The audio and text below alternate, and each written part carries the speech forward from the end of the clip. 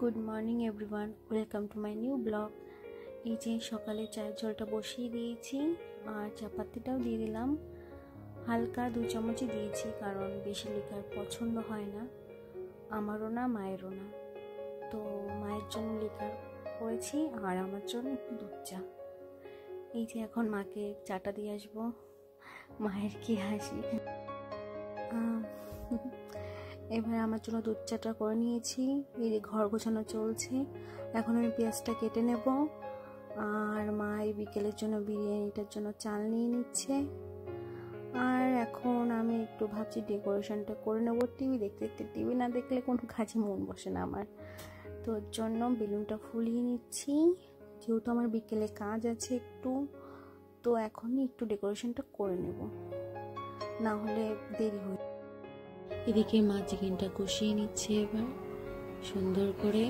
এদিকে বার্থডের মেনু, সাদা ভাত, স্যালাড, ডিম কোরমা, শুক্তো, চিকেন, সয়াবিন, চাটনি, পায়েস।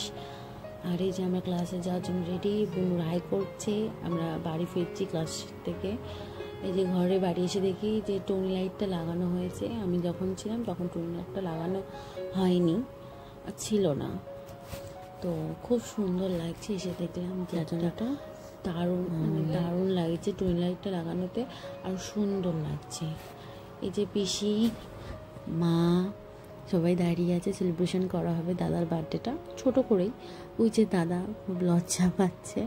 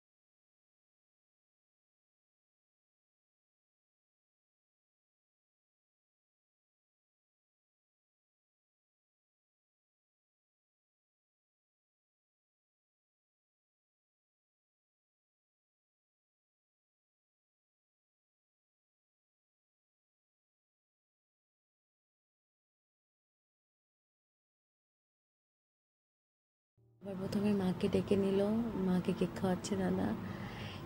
মাও দাদাকে কেকটা খাইয়ে দিচ্ছে, তাও লজ্জা পাচ্ছে। আর এদিকে এখন আমাকে ডাকছে কেক খাওয়ার জন্য। আমি কেকটা খেলাম, আরও বললাম নিয়ে এবার তুই খা, পুরোটাই খা। তো এবার ভাই যাচ্ছে দাদাকে কেক খাওয়াতে। ও এক হাতে ক্যামেরা করছে আর হয়তো এক হাতে কেক খাওয়াচ্ছে। তো ভাই বোনের মধ্যে একটু দুষ্টুমি চলেই, তো ওর জন্য ওকে কেকটা মাখিয়ে দিয়েছে, বেশ ভালোই লাগছিল। আর এদিকে মোমবাতিটা লেভাতে ভুলে গেছিলো। তো আজকের বার্থডে স্পেশাল মেনু হচ্ছে বিরিয়ানি, আর বিরিয়ানিটা স্পেশাল মানুষই করেছিল আমার দাদা, খুব সুন্দর হয়েছিল। এই যে আমি ডিনারটা কমপ্লিট করছি। আর আজকে দিনটা এইভাবেই ছোটো ছোটো ভালো লাগা নিয়ে কেটে গেছে। তো লাস্টে একটা আমি মুভি দেখলাম, মুভি দেখে শুয়ে পড়লাম। Good night everyone.